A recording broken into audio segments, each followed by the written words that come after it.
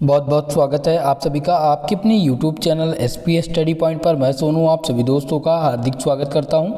दोस्तों आज की ये वीडियो है BA BSc BCom fourth semester के छात्र छात्राओं के लिए, जिसमें आज दोस्तों हम सॉल्व कराने वाले हैं आप सभी को फिजिकल एजुकेशन एंड योगा का क्वेश्चन पेपर, जो कि अभी हाल ही में महाराजा सुहेलदेव स्टेट यूनिवर्सिटी द्वारा आयोजित कराया गया है। ये आजमगढ़ यूनिवर्सिटी का क्वेश्चन पेपर है, जिसमें 75 प्रश्न ऑब्जेक्टिव मोड में पूछे गए थे। जो आपका को करिकुलर कोर्स है दोस्तों फोर्थ सेमेस्टर में, वह है फिजिकल एजुकेशन एंड योगा। ऐसे छात्र छात्राएं जिनका एग्जाम अभी फिजिकल एजुकेशन एंड योगा का नहीं हुआ है, उनके लिए यह क्वेश्चन पेपर बहुत ही महत्वपूर्ण होगा, क्योंकि यहाँ से ही रिलेटेड प्रश्न आपकी भी यूनिवर्सिटी में पूछे जाएंगे। ओके, तो इस प्रश्न पत्र को कम्प्लीटली आप सब तैयार कर लीजिएगा। 2022-23 सत्र का यह क्वेश्चन पेपर है। आप सबको पता है को करिकुलर जो कोर्स होता है, यानी कि जो आपका अनिवार्य प्रश्न पत्र होता है, वो केवल और केवल क्वालिफाइंग पेपर होता है। हर सेमेस्टर में आपको इस की परीक्षा आपको देनी होती है और लगभग 75 क्वेश्चन पूछे जाते हैं। क्वेश्चन 75 प्रश्न इसमें से पूछे जाते हैं MCQ मोड में। ठीक है, MCQ मोड मतलब ऑब्जेक्टिव प्रकार के। चलिए दोस्तों क्लास को स्टार्ट करते हैं, सॉल्व करते हैं आज के इस प्रश्न पत्र को। 75 प्रश्न पूछे गए हैं और सभी के सभी बहुत महत्वपूर्ण है। पहला प्रश्न देखिए पूछा गया है यहाँ पर, which is not an ancient sport. पौराणिक खेल इनमें से कौन सा नहीं है। पहला है गिल्ली डंडा, दूसरा दिया गया है कंचा, स्टैचू, फुटबॉल। इसमें से पौराणिक खेल कौन सा नहीं है, यह पूछा गया है। तो यहाँ पर फुटबॉल जो है यह पौराणिक खेल के अंतर्गत नहीं आता है, इसलिए आपका ऑप्शन नंबर 4 सही हो जाएगा, फुटबॉल। ओके, चलिए नेक्स्ट क्वेश्चन। क्वेश्चन नंबर 2 आपका पूछा गया था कि मनोरंजन के आयोजन में सबसे महत्वपूर्ण कारक क्या है। What is the main factor is the management of environment. ठीक है, तो मनोरंजन के आयोजन में सबसे महत्वपूर्ण कारक क्या है। नेतृत्व, योजना, सामग्री या फिर सुविधाएं। तो इसमें आपका जो करेक्ट आंसर होगा वो सुविधाएं होगा, क्योंकि मनोरंजन के आयोजन में सबसे जो महत्वपूर्ण कारक है वह सुविधाएं हैं, इसलिए ऑप्शन नंबर सी यहाँ पर आपका सही आंसर होगा। देखिए दोस्तों ऑप्शन में यहाँ पर ABC नहीं दिया गया है, यहाँ पर 1 2 3 4 दिया गया है। सो यहाँ पर मैं ABC ही कह रहा हूँ, या 1 2 4 या 3 जो भी होगा वो बोल दूंगा। ओके, तो कन्फ्यूज मत होइएगा। क्वेश्चन नंबर 3 आपका है, शारीरिक शिक्षा की आवश्यकता क्यों है। तो शारीरिक शिक्षा की जो आवश्यकता है दोस्तों वो है शारीरिक, मानसिक एवं नैतिक मूल्यों के विकास के लिए। यहाँ पर केवल और केवल ऑप्शन दिया गया संतुलन के लिए, फिर ऑप्शन 3 कह रहा है कि मानवीय समस्या के निवारण के लिए या फिर कार्य के लिए। तो ऐसा नहीं है, शारीरिक शिक्षा की जो आवश्यकता है वह यहाँ पर ऑप्शन नंबर ए सही होगा इसमें, क्योंकि ये शारीरिक, मानसिक एवं नैतिक मूल्यों के विकास के लिए शारीरिक शिक्षा के ज्ञान जरूरी है for the development of physical mental and moral values. Okay, option A यहाँ पर आपका सही आंसर होगा। क्वेश्चन नंबर 4 है, फिटनेस का अर्थ पूछा गया। What is the meaning of fitness. Fitness का अर्थ क्या है। तो फिटनेस का जो अर्थ है दोस्तों वह है स्वस्थ होना। ऑप्शन नंबर बी यहाँ पर आपका सही आंसर है। अगला प्रश्न देखिए नेक्स्ट क्वेश्चन। क्वेश्चन नंबर 5 है आपका कि शारीरिक फिटनेस का क्या महत्व है। What is the importance of physical fitness. ठीक है, फिजिकल फिटनेस का क्या महत्व है। तो फिजिकल फिटनेस का जो महत्व होता है वो उपरोक्त सभी की श्रेणी में आएगा, क्योंकि ये वजन को नियंत्रित करता है, दिल को स्वस्थ रखता है और स्ट्रोक को कम करता है। ये फिजिकल फिटनेस का इम्पोर्टेंस है। तो ऑप्शन नंबर डी यहाँ पर आपका सही होगा, चौथा प्रश्न सही हो जाएगा आपका। ठीक है, अगला प्रश्न देखिए नेक्स्ट क्वेश्चन नंबर 6 आपका है कि स्वास्थ्य को प्रभावित करने वाला कारक है। What is the factor that affecting health. पहला ऑप्शन दिया गया वातावरण, पानी, आनुवंशिकी, दैनिक खान पान। तो दोस्तों स्वास्थ्य को जो प्रभावित करने वाला कारक है इनमें से वह हो जाएगा ऑप्शन नंबर डी, यानी कि चौथा आपका ऑप्शन यहाँ पर सही होगा, क्योंकि दैनिक खान पान ही स्वास्थ्य को प्रभावित करता है, इसलिए ऑप्शन 4 यहाँ पर आपका सही आंसर होगा, यानी सी आपका डी ऑप्शन सही होगा। ओके, क्वेश्चन नंबर 7 देखिए। क्वेश्चन नंबर 7 आपका है, स्वास्थ्य संबंधी फिटनेस के कारक क्या है। Components of health related fitness are. Option A दिया गया मांसपेशी शक्ति, ऑप्शन 2 दिया गया है अधिक ऊर्जा, ऑप्शन 3 दिया गया बल और चौथा ऑप्शन कह रहा है कि अनुकूल। ठीक है, तो इसमें जो आपका सही आंसर होगा दोस्तों वो हो जाएगा बल। ठीक है, स्ट्रेंथ और फोर्स, ये स्वास्थ्य फिटनेस के संबंधित कारक है। ऑप्शन नंबर सी यहाँ पर आपका सही आंसर है। क्वेश्चन नंबर 8 आपका पूछा गया था, वेलनेस का अर्थ क्या है? कंपोनेंट्स ऑफ वेलनेस इज स्वस्थ रहना, मन, आत्मा और शरीर को स्वस्थ रखना, बीमारियों से दूर रहना या उपरोक्त सभी। तो इनमें जो आपका सही आंसर हो जाएगा ऑप्शन नंबर डी होगा, उपरोक्त सभी आपका सही आंसर होगा। वेलनेस का जो अर्थ है उसका अर्थ है स्वस्थ रहना, मन, आत्मा और शरीर को स्वस्थ रखना, बीमारियों से दूर रहना, ये सभी वेलनेस का अर्थ है। ऑप्शन डी यहाँ पर आपका करेक्ट आंसर होगा। मित्रों, यह वीडियो आपको पसंद आ रही हो प्लीज़ वीडियो को लाइक शेयर जरूर कर दीजिएगा, और जो भी भाई बंधु हमारे चैनल पर नए हैं अभी तक चैनल को सब्सक्राइब नहीं किए हैं चैनल को सब्सक्राइब जरूर कर लीजिएगा। क्वेश्चन नंबर 9 आपका है, मोटापा किससे मापा जाता है? How can be get measurement of fitness? शरीर की जल की मात्रा से, वाई यानी कि विंग यानी कि तौलकर, या फिर BMI द्वारा, या फिर MIC द्वारा। तो दोस्तों मोटापा जो मापा जाता है, मोटापा BMI के द्वारा मापा जाता है। किसके द्वारा मापा जाता है? BMI के द्वारा। ऑप्शन सी यहाँ पर आपका सही आंसर हो जाएगा। क्वेश्चन नंबर 10 है, मोटापे का लक्षण क्या है? What is the symptoms of fitness? मोटापे का लक्षण क्या है यह पूछा गया है क्वेश्चन। तो पहला ऑप्शन दिया गया नींद आना, खर्राटे लेना, सांस फूलना या उपरोक्त सभी। तो मोटापे का जो लक्षण है दोस्तों यह सभी इसके अंतर्गत आता है। ऑप्शन नंबर 4 आपका यहाँ पर सही आंसर हो जाएगा। नेक्स्ट क्वेश्चन देखिए, क्वेश्चन नंबर 11 पूछा गया था कि वजन बढ़ने का क्या कारण है? Case of weight gain. पहला है थायराइड, ऑप्शन बी दिया गया है बीमारी, या अच्छा मेटाबॉलिज्म, या दैनिक खान पान। तो मोटापा जो वजन बढ़ता है, वजन बढ़ने का जो कारण है, असली कारण यह है दोस्तों डेली मील, दैनिक खान पान के कारण वजन में वृद्धि हो सकती है। तो ऑप्शन 4 यहाँ पर आपका सही आंसर होगा। क्वेश्चन नंबर 12 दोस्तों पूछा गया, पक्षाघात क्या होता है? What is stroke? स्ट्रोक किसे कहते हैं? तो स्ट्रोक होता है जैसे कि दोस्तों क्या होता है कि अचानक से मस्तिष्क में जो ब्लड होता है उसका सर्कुलेशन क्या होता है, रुक जाता है। ठीक है, तो ऑप्शन ए कह रहा है कि कोशिकाओं को बंद होना, या मस्तिष्क से रक्त की आपूर्ति रुक जाना, या धमनियों में मैल जम जाना, या खून का पतला होना। पक्षाघात यानी स्ट्रोक के क्या लक्षण होते हैं, या स्ट्रोक क्या होता है? तो स्ट्रोक जो होता है दोस्तों वो मस्तिष्क में खून की आपूर्ति रुक जाना, इसे क्या कहते हैं? स्ट्रोक कहते हैं। ऑप्शन बी यहाँ पर आपका करेक्ट आंसर हो जाएगा। नेक्स्ट क्वेश्चन देखिए, क्वेश्चन नंबर 13 है, how many types of tension have? Tension के कितने प्रकार होते हैं? तनाव कितने प्रकार के होते हैं? पहला है positive negative, positive and negative, या फिर दिया गया है बुढ़ाक टेंशन, बौद्धिक टेंशन, यहाँ पर लिखा गया बौद्धिक टेंशन। तो तनाव के कितने प्रकार होते हैं यह पूछा गया है दोस्तों। तो तनाव के जो प्रकार होते हैं वो सकारात्मक और नकारात्मक, ये दोनों प्रकार के होते हैं। ऑप्शन नंबर सी यहाँ पर आपका सही आंसर होगा। क्वेश्चन नंबर 14 आपका पूछा गया, व्हाट इज टेंशन? तनाव क्या है? कार्य के प्रति रुचि, या मन स्थिति में उपजा विचार, या कार्य के प्रति रुचि न होना, या फिर नींद की समस्या। ठीक है, तो यहाँ पर आपका जो सही आंसर होगा, जो तनाव की स्थिति आती है तो मन स्थिति में उपजा विचार, इसके कारण तनाव यानी कि disorder of human conclusions. Okay, option number 2 यहाँ पर आपका करेक्ट आंसर होगा। क्वेश्चन नंबर 15 आपका है, in the following what is the source of tension? Okay, निम्नलिखित में से कौन सा तनाव का स्रोत है? पर्यावरण, सामाजिक तनाव, या फिर शारीरिक तनाव, या फिर उपरोक्त सभी। तो यहाँ पर आपका सही आंसर जो हो जाएगा ऑप्शन नंबर डी यानी चौथा ऑप्शन आपका सही होगा, क्योंकि ये सभी टेंशन यानी तनाव के मुख्य सोर्स हैं। ओके, चलिए क्वेश्चन नंबर 16 आपका 16 नंबर प्रश्न है, निम्नलिखित में से कौन सा नकारात्मक तनाव का उदाहरण है? What is the following of an example of negative tension? पहला ऑप्शन दिया गया बेरोजगारी, कानूनी समस्या, तलाक, या उपरोक्त सभी। तो इस क्वेश्चन में जो आपका सही आंसर हो जाएगा वो हो जाएगा all of above. All of above यहाँ पर करेक्ट आंसर होगा। इनमें से बेरोजगारी, कानूनी समस्या, तलाक, या सभी जो आते हैं वो नकारात्मक टेंशन के अंतर्गत आते हैं। ठीक है, चलिए क्वेश्चन नंबर 17 आपका है, ओलंपिक ध्वज में गोलों की संख्या कितनी होती है?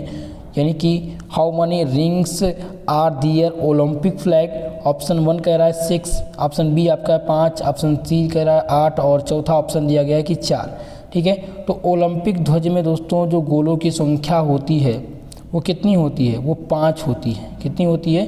5 होती है। ऑप्शन नंबर 2 यहाँ पर आपका करेक्ट आंसर हो जाएगा। नेक्स्ट क्वेश्चन देखिए, क्वेश्चन नंबर 18 है, द्रोणाचार्य अवार्ड किसे दिया जाता है? To which Dronacharya award is given?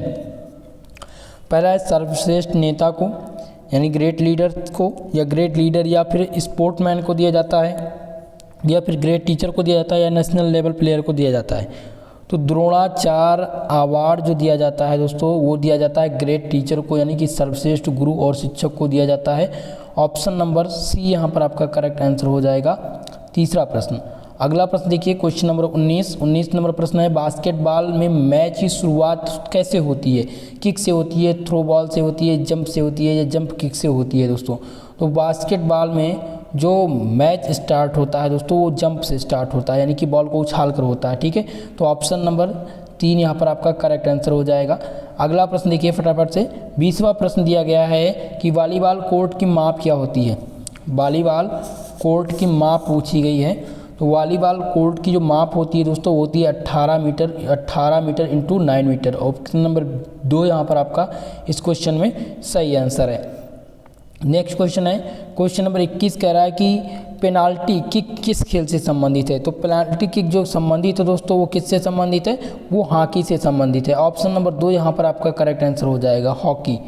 Next question है, राष्ट्रीय खेल दिवस कब मनाया जाता है? तो राष्ट्रीय खेल दिवस कब मनाया जाता है? 29 अगस्त।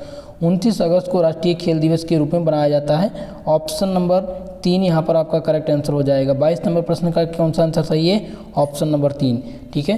तो ऑप्शन 3 यहाँ पर सी, राष्ट्रीय खेल दिवस इंपॉर्टेंट है और जरूर पूछा जाएगा आपके एग्जाम में। खेल दिवस से संबंधित जितने भी प्रश्न हैं वो आप तैयार कर लीजिएगा।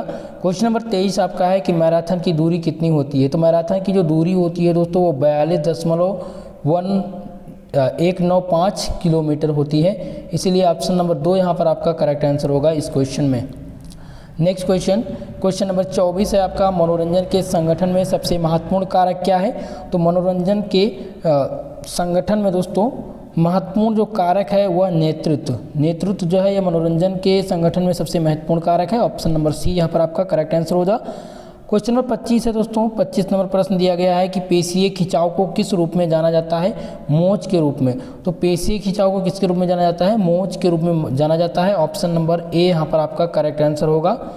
नेक्स्ट क्वेश्चन देखिए, क्वेश्चन नंबर 26 है, महाविद्यालय में शारीरिक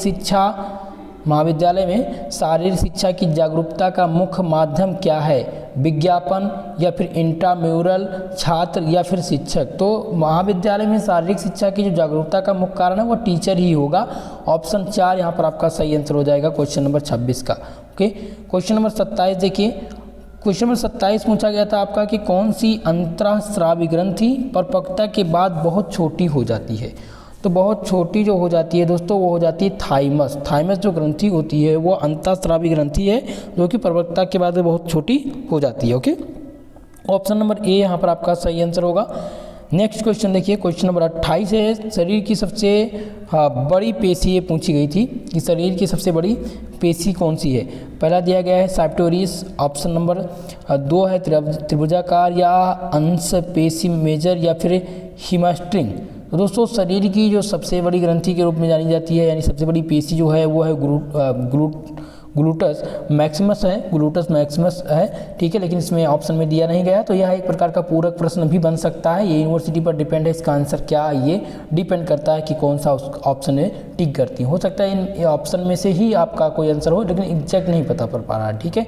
तो दोस्तों यहाँ पर ये पूरक प्रश्न के रूप में है, इस पर थोड़ा सा संदिग्ध है, तो इसका मैं एग्जैक्ट आंसर आप लोग को नहीं बता रहा हूँ। ओके, चलिए क्वेश्चन नंबर 29 है आपका कि मानव शरीर में कितनी प्रमुख लार ग्रंथियाँ होती हैं?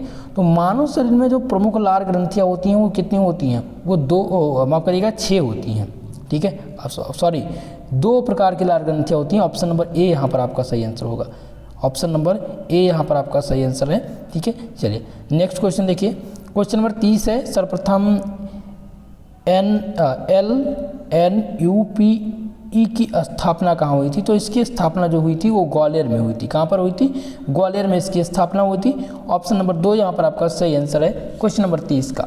नेक्स्ट क्वेश्चन देखिए, क्वेश्चन नंबर 31 नंबर प्रश्न है कि हृदय के पेस मेकर का कार्य क्या होता है? हृदय को बड़ा करना, मानव हृदय की धड़कन करना या अशुद्ध रक्त को प्रवाहन करना या शुद्ध रक्त का प्रवाहन करना?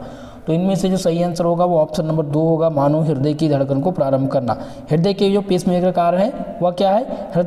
मानव हृदय की धड़कन को प्रारंभ करना यह प्रमुख कार्य है। ओके, क्वेश्चन नंबर 32 32 नंबर प्रश्न यहाँ पर क्लियरली दिख नहीं रहा है दोस्तों, माफ़ कीजिएगा, जो पेपर आया मेरे पास वो क्लियरली नहीं था।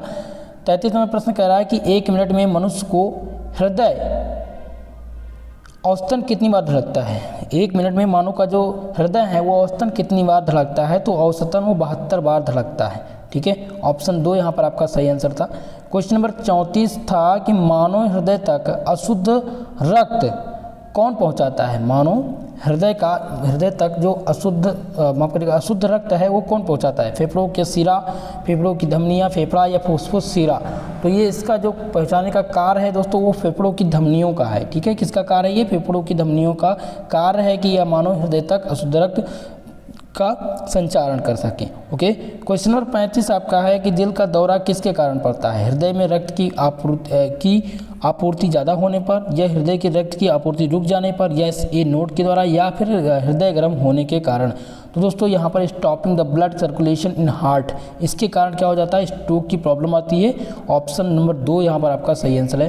क्वेश्चन नंबर 35 में जो सही आंसर होगा ऑप्शन नंबर 2 होगा, हृदय में रक्त की आपूर्ति रुक जाने से दिल का दौरा पड़ता है। ओके, चलिए नेक्स्ट क्वेश्चन नंबर 36 है, मानव में कुल कितने जोड़े कपालीय तंत्रिकाएं होती हैं। तो दोस्तों मानव में कुल मिलाकर के 12 जोड़ी कपालीय तंत्रिकाएं होती हैं। ऑप्शन 2 यहाँ पर आपका सही आंसर हो जाएगा।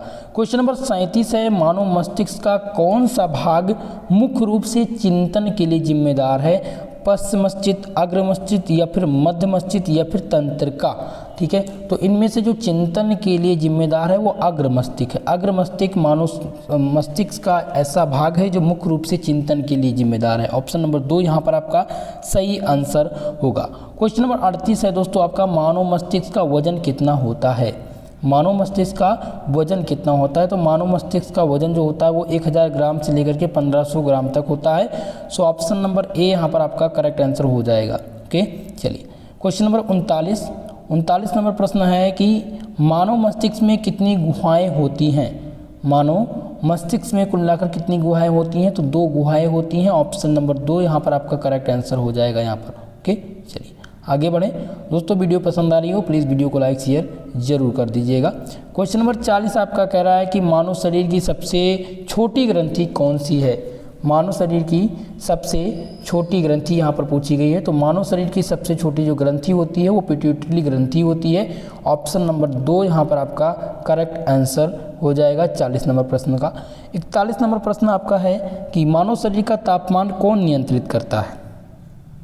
मानव शरीर का टेम्परेचर कौन नियंत्रित करता है। तो दोस्तों मानव शरीर का जो टेम्परेचर है वो हाइपोथैलेमस के द्वारा नियंत्रित होता है। ऑप्शन नंबर 2 यहाँ पर आपका इस क्वेश्चन में करेक्ट आंसर हो जाएगा। क्वेश्चन नंबर 42 आपका, ओलंपिक खेल का शुभारंभ किस देश से हुआ था। तो ओलंपिक खेल का जो शुभारंभ हुआ था वो हुआ था एथेंस से। कहाँ से हुआ था, एथेंस से दोस्तों ओलंपिक खेल का शुभारंभ हुआ था। ऑप्शन नंबर 3 यहाँ पर आपका सही आंसर हो जाएगा। नेक्स्ट क्वेश्चन है क्वेश्चन नंबर 42 नंबर प्रश्न है, ओलंपिक खेल जो होता है वो कितने वर्ष के अंतराल पर होता है। तो ओलंपिक खेल जो होता है दोस्तों वो हमेशा 4 वर्ष पर होता है। 4 वर्ष के अंतराल पर ओलंपिक खेल कराया जाता है। ऑप्शन नंबर 3 यहाँ पर आपका सही आंसर है। क्वेश्चन नंबर 44 है, ओलंपिक हॉकी में भारत में कितनी बार स्वर्ण पदक जीता है। ठीक है, तो ओलंपिक हॉकी में भारत जो स्वर्ण पदक जीता है वो लगभग 6 बार जीता है। ऑप्शन नंबर ए यहाँ पर आपका करेक्ट आंसर होगा 1, ऑप्शन ए। ठीक है, जिसमें 6 बार भारत चैंपियंस यानी स्वर्ण पदक जीता है, चैंपियनशिप रहा है। ओके, ऑप्शन नंबर 1 आपका करेक्ट आंसर है। क्वेश्चन नंबर 45 आपका यहाँ पर पूछा गया है जो कि ओलंपिक से ही है। ओलंपिक पदक विजेता प्रथम भारतीय महिला कौन थी। तो दोस्तों कर्णम मल्लेश्वरी जो थी ये ओलंपिक पदक विजेता थी जो कि पहली भारतीय थी। ओके, ऑप्शन नंबर 2 यहाँ पर आपका करेक्ट आंसर हो जाएगा। नेक्स्ट क्वेश्चन देखिए, क्वेश्चन नंबर 46 जो कि पूछा गया है कि भारत ने ओलंपिक में पहली बार कब भाग लिया था। तो भारत ने दोस्तों लगभग सन 1900 में, यहाँ पर आपका जो सही आंसर हो जाएगा वो हो जाएगा सन 1900 में भारत ने सर्वप्रथम ओलंपिक में भाग लिया था। ऑप्शन सी यहाँ पर आपका करेक्ट आंसर है। नेक्स्ट क्वेश्चन देखिए, क्वेश्चन नंबर 47 है, ओलंपिक मशाल जलाने की प्रथा की शुरुआत कब की गई? When was the custom of lighting Olympic मशाल स्टार्टेड? तो ऑप्शन दिया गया 1900, 1928, 1950 या फिर 2016 में। तो ओलंपिक में दोस्तों जो मशाल जलाने की प्रथा जो शुरुआत हुई थी, इसकी जो शुरुआत की गई थी वो 1928 के अंतराल की गई थी। ऑप्शन 2 यहाँ पर आपका करेक्ट आंसर है।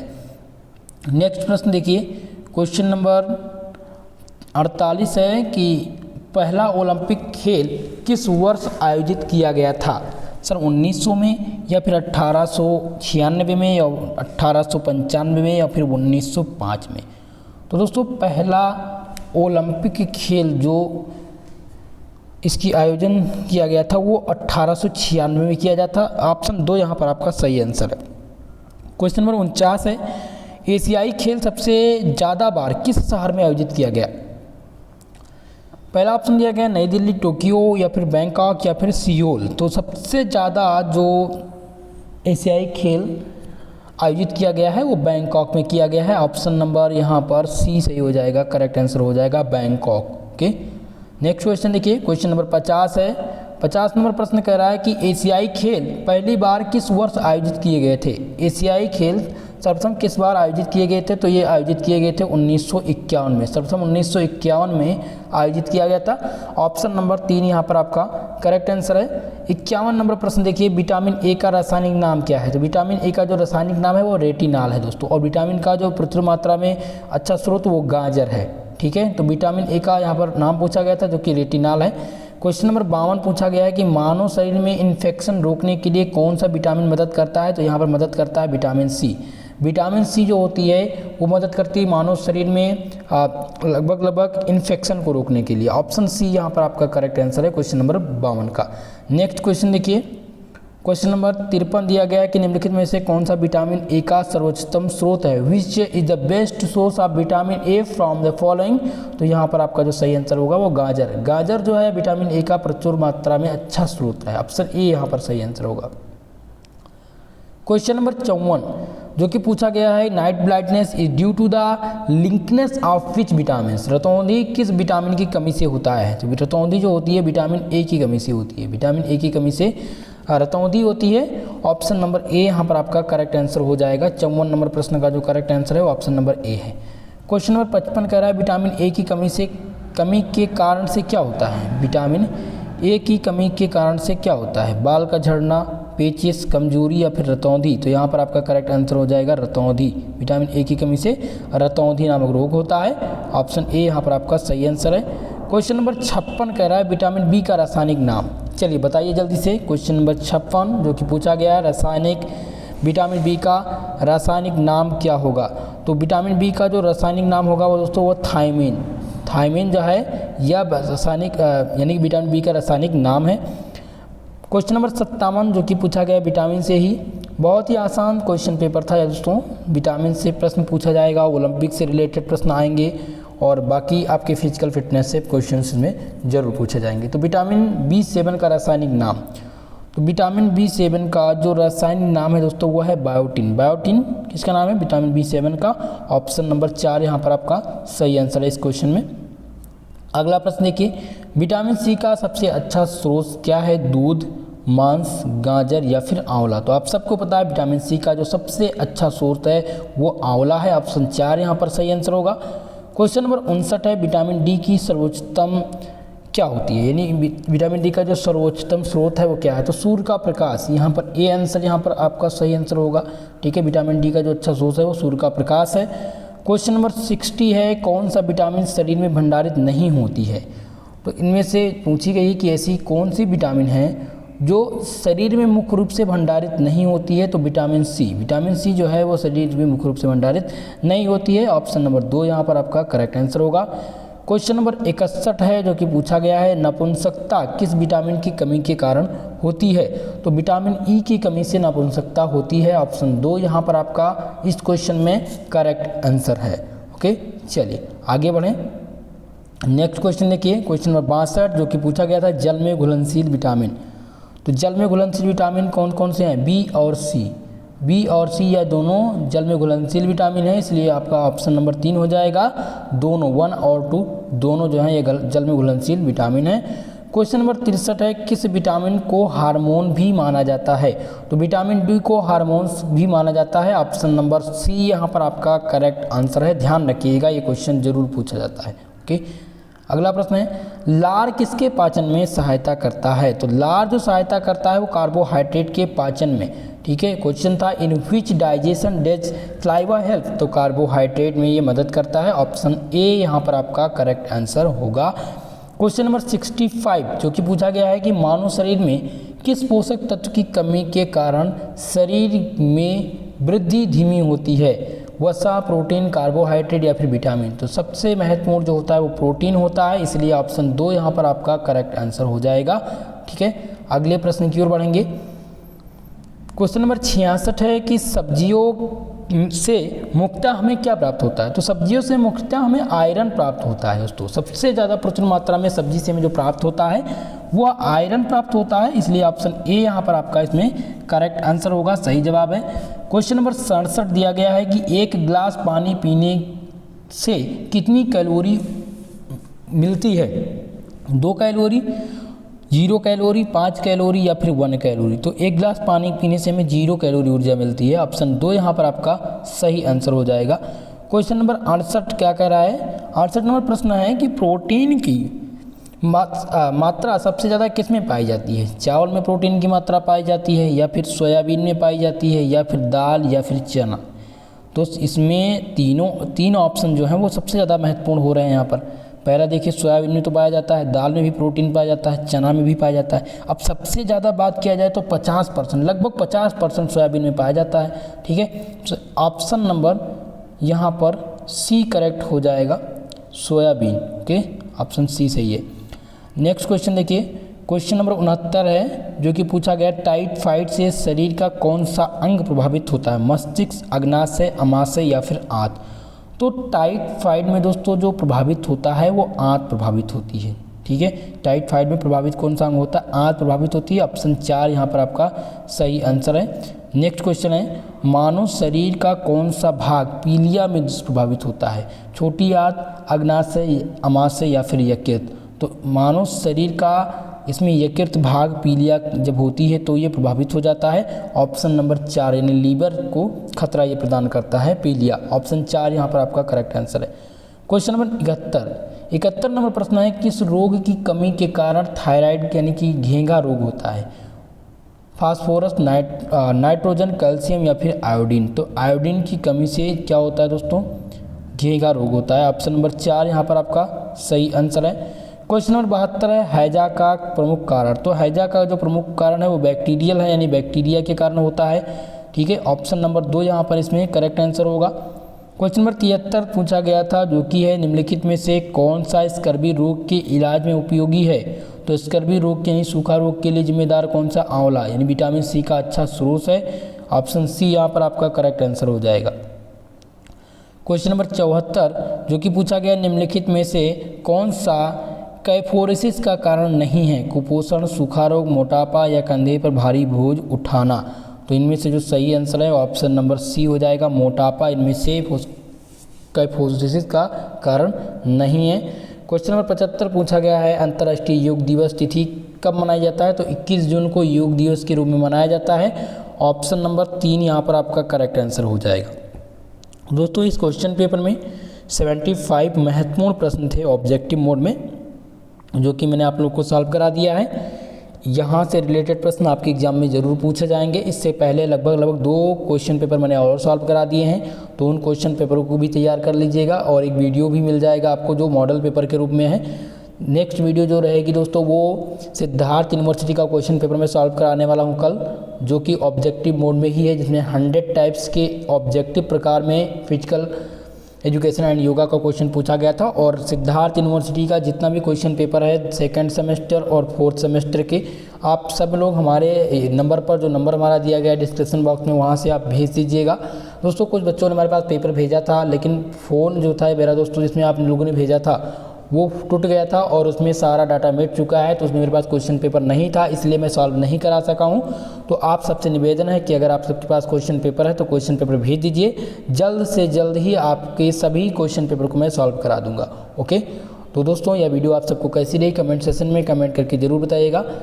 आज के लिए बस इतना ही, मिलते हैं नेक्स्ट वीडियो में, तब तक के लिए जय हिंद जय भारत।